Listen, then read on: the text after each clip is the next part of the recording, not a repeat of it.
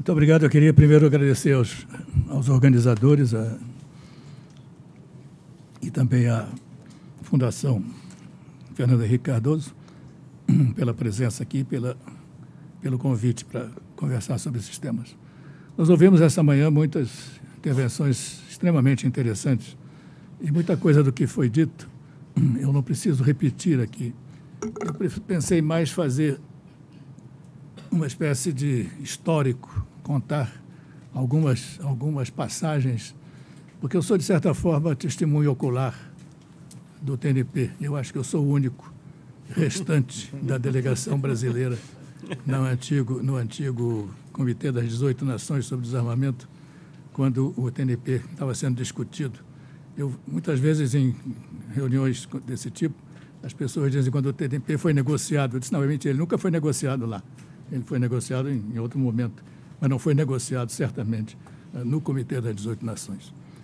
De qualquer forma, essa comemoração é importante, esse cinquentenário é importante, porque o tratado e certamente é considerado, e sem dúvida é, a chamada pedra angular do regime de não proliferação. E, de certa forma, também de desarmamento nuclear. É o único tratado desse campo que estabelece uma obrigação para as potências nucleares de vir a desfazer-se do armamento. Nesse ponto de vista, é um tratado que trata também de desarmamento. Eu queria lembrar algumas passagens da gênese do TNP, que já passou tanto tempo que às vezes a gente se esquece dessas coisas. A preocupação da Assembleia Geral das Nações Unidas com a proliferação de armas nucleares começou por volta de 1960 e foi crescendo. Quando houve a crise de Cuba, eu não vou falar de todas as peripécias, mas quando houve a crise de Cuba, em 62, recrudesceu essa necessidade, essa importância, o interesse dos membros das Nações Unidas. Falava-se na ocasião, o presidente Kennedy tinha dito que 15 ou 20 países em pouco tempo teriam aqui, falou-se em 40, eu me lembro que o presidente Kennedy falar em 15 ou 20, mas, enfim, provavelmente outros seguiriam esses. É provável. O que não se pode dizer, realmente não se sabe, é se na ausência do TNP isso teria ocorrido ou não. Aí é um exercício de hipótese no qual eu acho melhor não entrar. De qualquer forma, em 65, a Assembleia Geral adotou uma resolução que tomou o número 2028, que encomendou à Conferência das 18 Nações, em Genebra, a negociação de um tratado para evitar a proliferação. E também enumerou os princípios básicos que aí estão projetados, nos quais deveria se basear um futuro tratado de não proliferação. Eu deixo um pouquinho para que as pessoas possam ler e cada qual tirará as suas próprias conclusões, se esses princípios, sobretudo o primeiro e o segundo, foram ou não observados no resultado final do TNP. Enquanto isso, já as duas superpotências, Estados Unidos e União Soviética, já vinham negociando entre si um anteprojeto tratado sobre o tema. Em 66, os dois representantes da União Soviética e dos Estados Unidos, que eram também, coincidentemente, os dois co-presidentes do órgão, apresentaram um projeto conjunto. Primeiro apresentaram cada qual um projeto separado e, finalmente, apresentaram um projeto conjunto de tratado. O Brasil fazia parte, o Brasil era um dos membros originais desse Comitê das 18 Nações, e o comitê debateu o texto.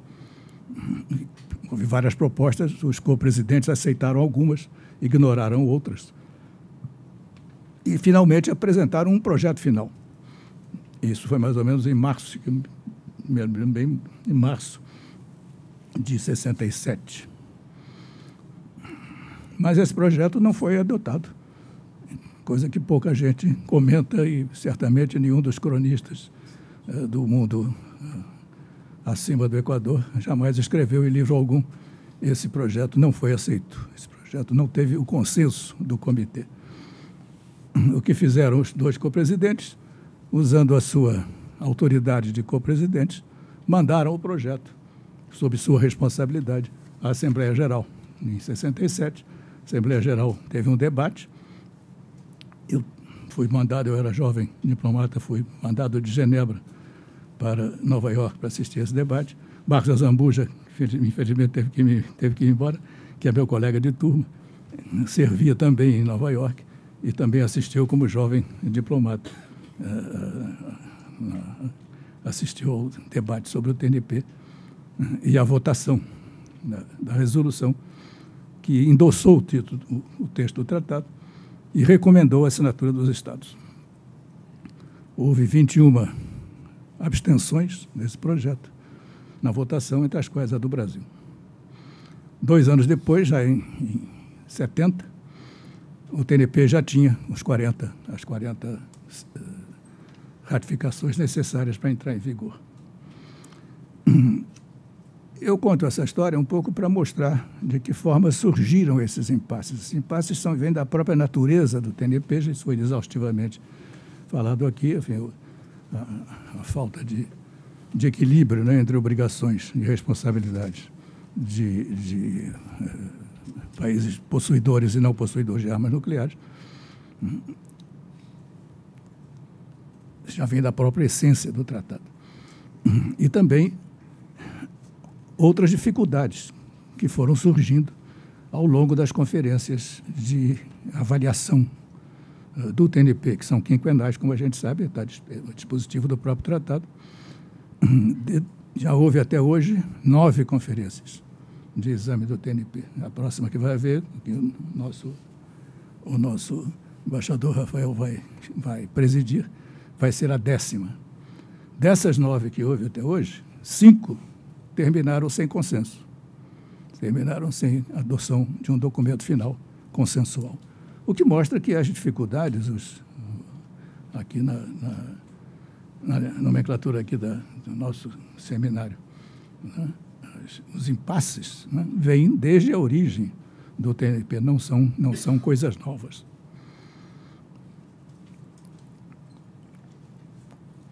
As principais diferenças, as principais divergências eram justamente essa falta de equilíbrio do tratado,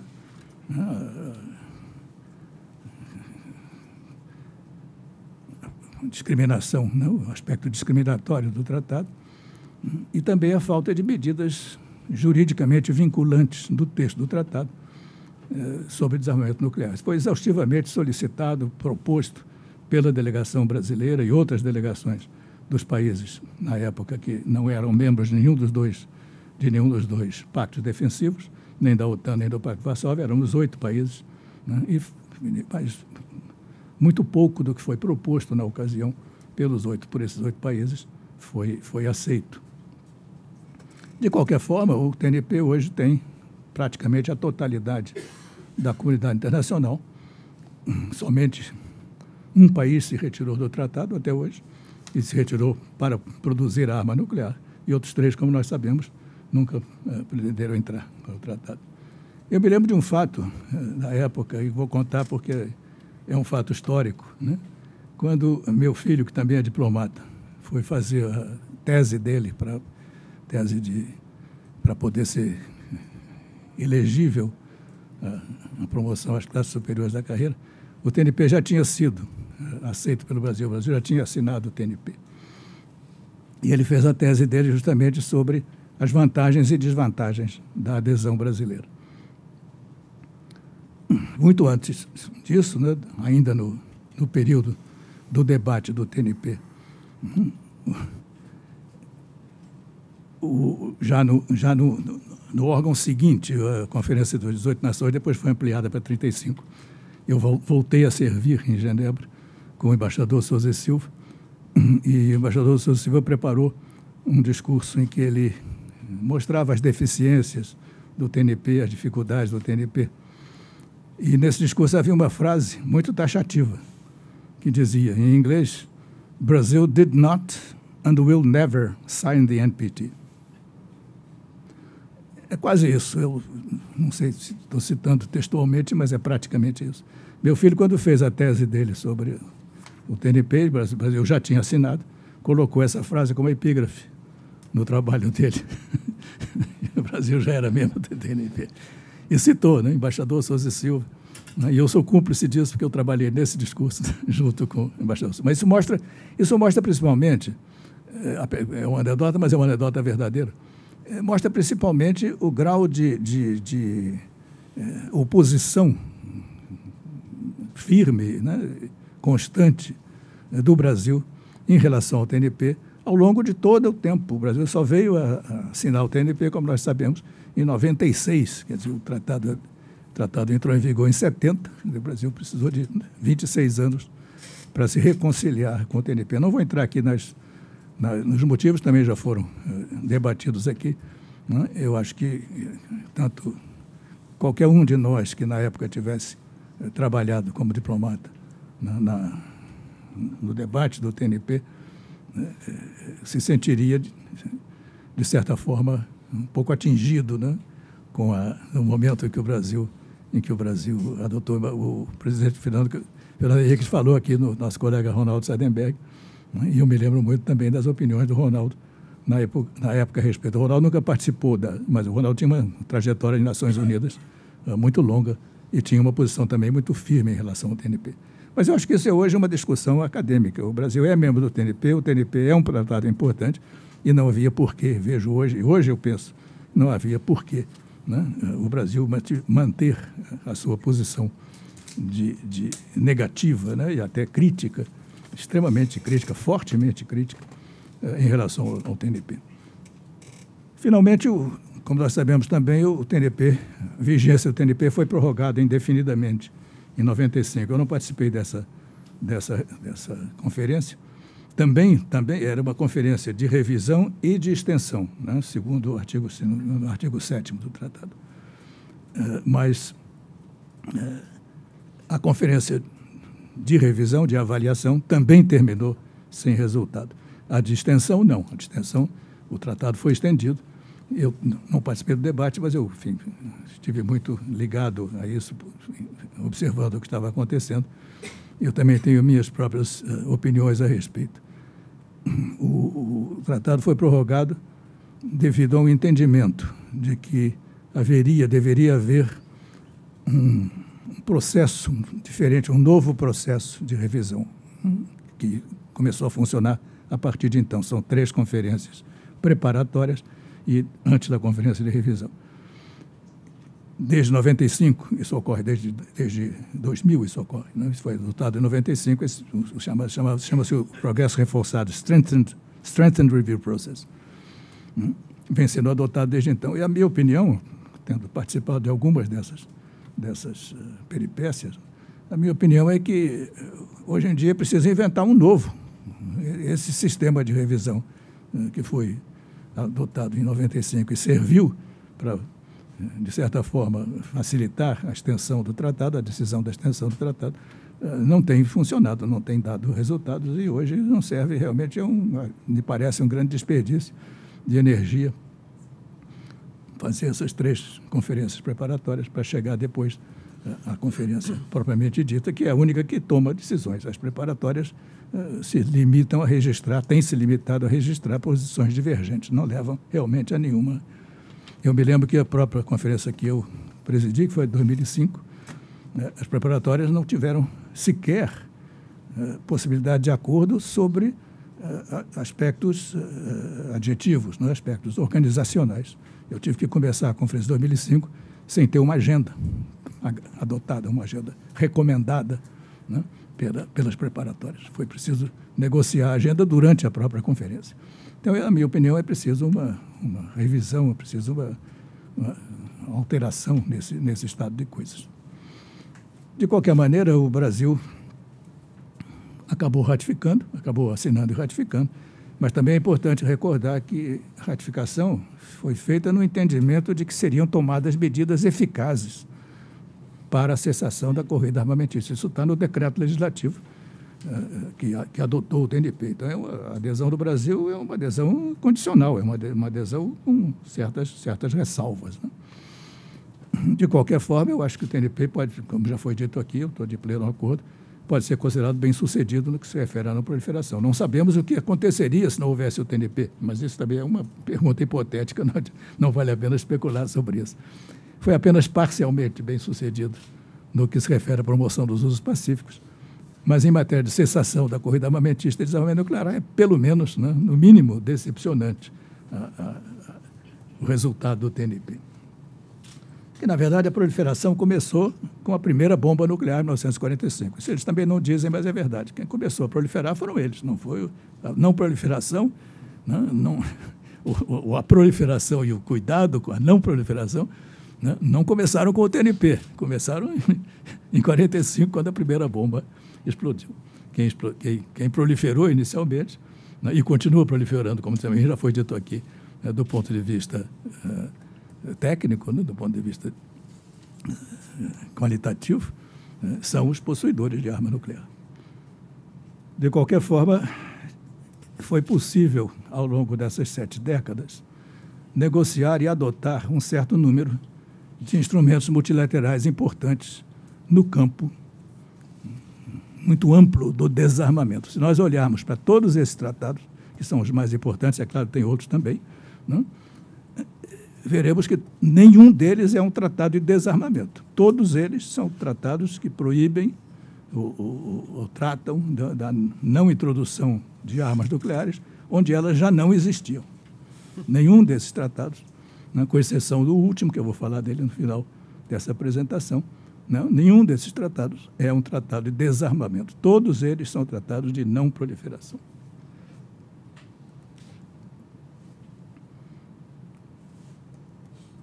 Essas são as zonas livres de armas nucleares, e nós, acho que na América Latina, temos com muita razão, temos que nos orgulhar. O nosso tratado de Tlatelolco é anterior ao TNP, a preocupação é anterior ao TNP, e a ideia do tratado latino-americano de proscrição de armas nucleares foi apresentada pela primeira vez nas Nações Unidas por um brasileiro, que era o então chanceler Afonso Arinos de Melo Franco.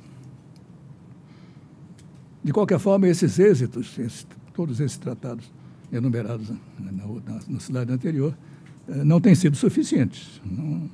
Não tem havido possibilidade, desde o final do século passado, última metade, segunda metade dos anos 90, não foi possível, em nenhum dos órgãos multilaterais, tanto os de deliberação quanto o único de desarmamento propriamente dito, né, de adoção de medidas, que é o sucessor do NDC, a atual Conferência do Desarmamento, nenhum desses órgãos chegou sequer próximo de deliberar ou chegar a passos positivos de desarmamento nuclear. Durante mais de 20 anos, o órgão que foi instituído pela primeira sessão especial sobre desarmamento, em 79, que é a atual Conferência de Desarmamento, há 20 anos não consegue concordar sobre o programa de trabalho. Na semana passada, ou 3 semanas atrás, finalmente conseguiu-se, depois de 20 anos de debates, de procedimento, não debates substantivos, a conferência conseguiu estabelecer 5 órgãos subsidiários para tratar dos 5 principais temas da sua agenda. Isso mostra até que ponto tem sido impossível, multilateralmente, chegar a qualquer medida prática de desarmamento nuclear. Apesar disso, a comunidade internacional está muito longe de afastar a ameaça do armamentismo nuclear, que vem recrudescendo. Sabemos perfeitamente nos últimos 1 ou 2 anos, a corrida armamentista nuclear tem recrudescido e cada vez mais. É só ler o noticiário, a postura americana, né, sobre a postura nuclear americana, e o anúncio agora do presidente Putin sobre as novas armas russas. Por causa disso, o boletim dos cientistas atômicos adiantou o relógio. O relógio agora está apenas a 2 minutos da meia-noite. Esse relógio em inglês tem um nome um pouco mais sonoro, que é o Doomsday Clock, é o dia, o relógio do juízo final. Espero que não ande mais para frente mais do que isso, mas veremos o que vai acontecer.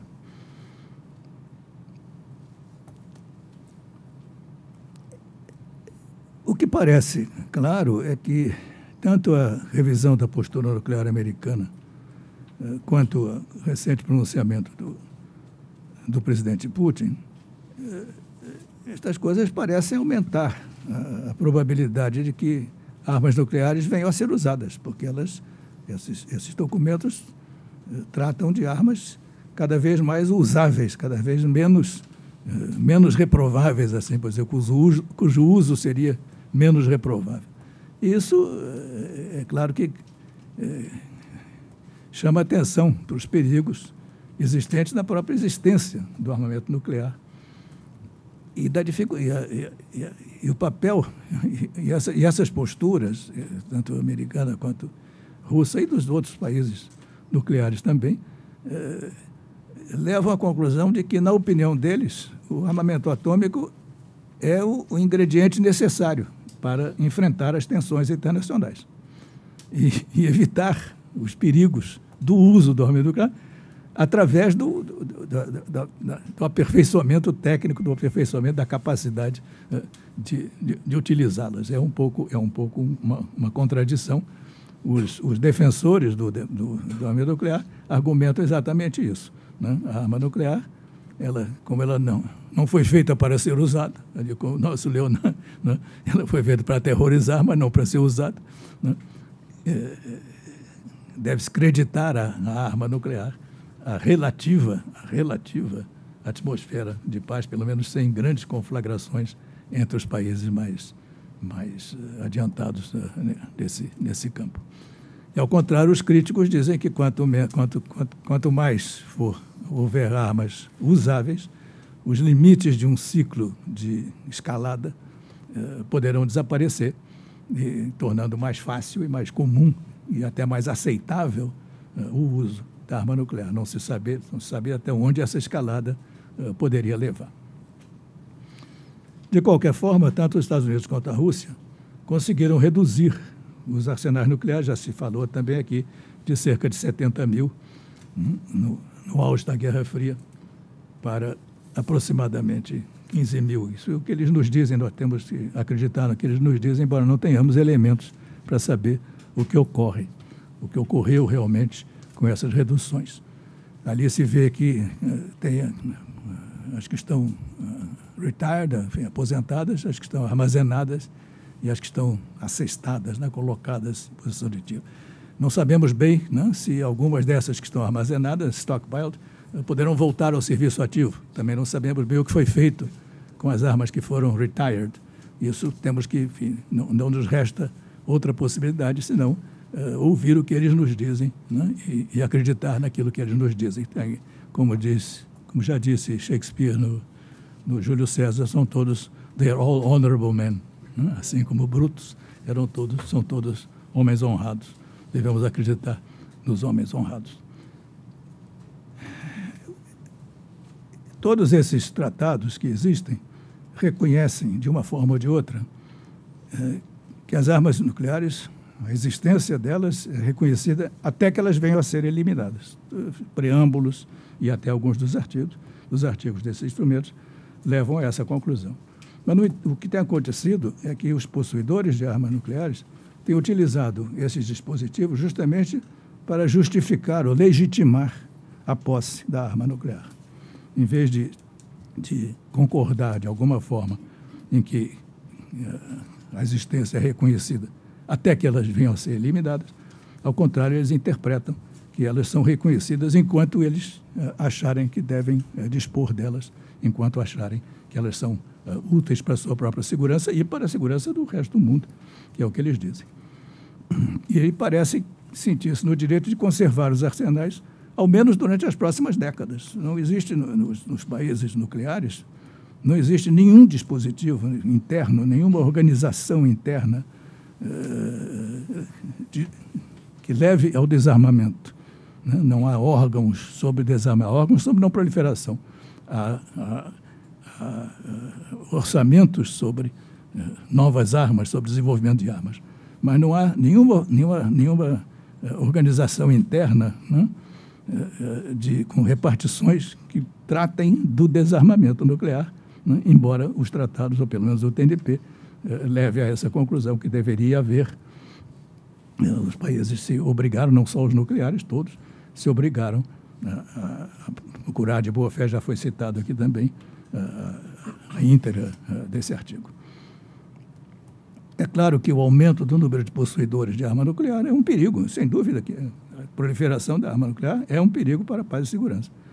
Mas a existência da arma é um perigo. Não é apenas a proliferação em mãos daqueles que não as possuem. Elas são perigosas em si mesmas. As armas é que são perigosas, quaisquer que sejam os possuidores. Eu acho, enfim, que isso é até axiomático na convivência entre as pessoas e entre os povos, que os pactos que são baseados em desigualdade não podem se manter por muito tempo. Não é possível. Não sabemos por quanto tempo, mas isso ficou muito claro depois da entrada em vigor do TNP, né, que, em vez de fixar para todo o sempre, né, a posse da arma nuclear àqueles 5, né, que são nomeados, né, diretamente no TNP, né, depois da entrada em vigor, outros 4 países vieram a adquirir. Então, é claro que isso continua aberto. Né, cada países que acreditarem, tiverem que a sua segurança, né, está em jogo ou em perigo, e que terão que adquirir a arma nuclear, assim como fizeram os primeiros 5 e depois como fizeram os seguintes 4, né, poderão também vir a fazer isso. Não há nenhum motivo para acreditar que isso não venha a acontecer. Até sabemos que em alguns países, atualmente, há parcelas da opinião pública que têm advogado abertamente, né, a aquisição de arma nuclear, no Japão, na Coreia, e em alguns outros países. O Irã também fez esforço nesse sentido. É claro que a ênfase nas doutrinas de dissuasão nuclear estimula tais sugestões, né? Óbvio, né? Se serve para alguns, poderá servir para outros também. O que é surpreendente, realmente, é que até o momento, isso também já foi fixado aqui, nenhum dos países não nucleares, membros do TNP, cedeu a essa tentação de retirar-se do tratado para vir a obter a arma nuclear.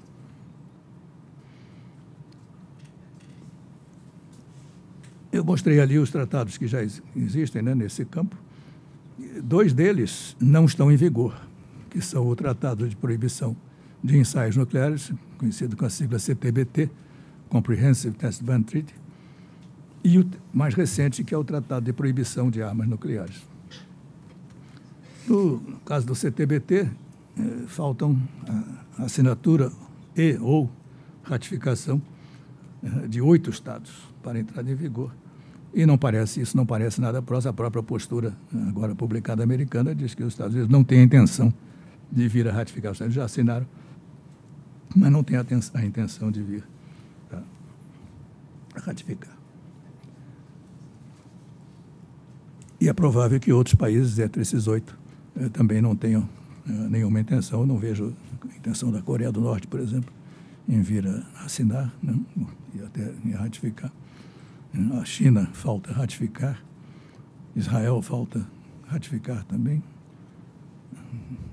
Eu não sei mais, mas enfim, é difícil. Nenhum desses países parece ter, no momento, a intenção de levar esforços, né, e convencer outros países a completar a ratificação por parte desses 8. O outro tratado que não está em vigor é esse Tratado de Proibição de Armas Nucleares, que foi aberto à assinatura em 20 de setembro de 2017 e já tem, hoje, eu creio que já tem um pouquinho mais do que 56 assinaturas. E tem 6 ratificações até agora. Claro que o processo de ratificação é de cada país e leva tempo. Não é um processo legislativo, e sabemos que não é o próprio Brasil, que foi um dos promotores do tratado, ainda não ratificou. Não sei em que pé está a tramitação no legislativo, mas vai levar ainda algum tempo.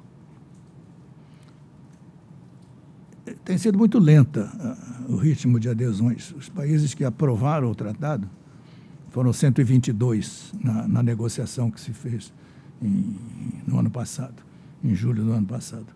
E desses 122 que aprovaram o tratado, adotaram o tratado e votaram a favor da resolução da Assembleia Geral, que ratificou esse tratado, que endossou o tratado e recomendou a assinatura, desses 122, como eu disse, até o momento, apenas 56 assinaram, e os restantes não assinaram e não ratificaram. Como? Quase 50%. Mas não assinaram tampouco. Não assinaram tampouco. Não só ratificaram, mas não assinaram tampouco. Em grande parte, isso foi devido à campanha muito firme, muito feroz dos países nucleares e seus aliados contra o Tratado de Proibição, considerando um gesto inútil, capaz até de exacerbar as tensões, até contraproducente. Alguns pronunciamentos da Assembleia Geral diziam que o tratado era até contraproducente, podia levar a um aumento das tensões e levar também, segundo eles, ao fim do regime de não proliferação. Consideram que esse tratado é contrário ao TNP, é negativo em relação ao TNP. Eu não partilho dessa opinião, não. Eu acho que o tratado não tem nenhum dispositivo contrário ao TNP. Ao contrário, tem um dispositivo que diz que esse tratado não é de forma nenhuma destinado a negar o TNP. Apenas o tratado deixa aos países possuidores de armas nucleares um caminho se quiserem renunciar à sua arma. É claro que não renunciarão, mas o caminho está aberto. Basta que eles exerçam a sua discrição, se desejam ou não levar. E há todo um procedimento descrito no tratado. A acusação de que o tratado foi negociado atabalhoadamente ou ligeiramente também não procede. Há mais de 10 anos que propostas têm ocorrido nas Nações Unidas, mais importantes foram as da Malásia e de Costa Rica, para um tratado de proibição de armas nucleares. E inúmeras propostas ao longo do tempo, não só de países, mas de organizações internacionais, propostas de como seria o texto de um tratado desse tipo, têm sido veiculadas, discutidas, debatidas, etc. O que ocorreu realmente foi que os países possuidores não têm nenhuma intenção, né, de tratar do assunto dessa forma. Tanto na imprensa quanto no meio de comunicação desses países, os comentários e as reportagens, notícias, tratam sempre da necessidade de enfrentar as ameaças externas por meio do fortalecimento do armamento, inclusive do armamento nuclear. Raramente, esses órgãos de imprensa, que são os mais importantes, né, são os que circulam no mundo inteiro, são os que fazem a opinião mundial, raramente dão qualquer relevo a iniciativas que possam levar, de alguma forma, ao desarmamento. Então, o que se vê é que há uma cultura da confrontação em detrimento de uma cultura de cooperação, de uma cultura de entendimento entre os países. O que nós assistimos hoje é uma corrida armamentista desenfreada em busca da arma final, da arma definitiva. E é claro que isso só faz exacerbar e acirrar essa competição. De qualquer forma, tem havido... Vou concluir. Tem havido uma crescente conscientização das consequências humanitárias, sociais e ambientais de qualquer uso de armas nucleares. Isso talvez traga possibilidade de progresso. Vai haver agora, neste ano agora, muito breve, o final do processo de revisão do TNP. Vamos ter uma conferência agora em abril, a segunda conferência preparatória, uma terceira preparatória no ano que vem, e finalmente a conferência do TNP em 2020. E vamos ver de que maneira é possível alguma convergência entre as tendências à proibição de armas nucleares e os dispositivos do TNP. É preciso, naturalmente, uma grande vontade, uma grande dose de vontade política de parte dos Estados. Mas os governantes, especialmente os governantes esclarecidos, sabem que o supremo interesse de seus países também envolve os interesses do restante da humanidade. Nenhum país, países que possuem mais recursos e maiores riquezas, pode se dedicar à satisfação dos seus objetivos sem levar em conta as necessidades e os objetivos do restante da comunidade internacional. E a compreensão dessa verdade, que é, na minha opinião, é inegável, é essencial para o êxito dos esforços que estão agora em curso para proporcionar segurança para todos por meio da eliminação do risco da existência de armas nucleares. Muito obrigado.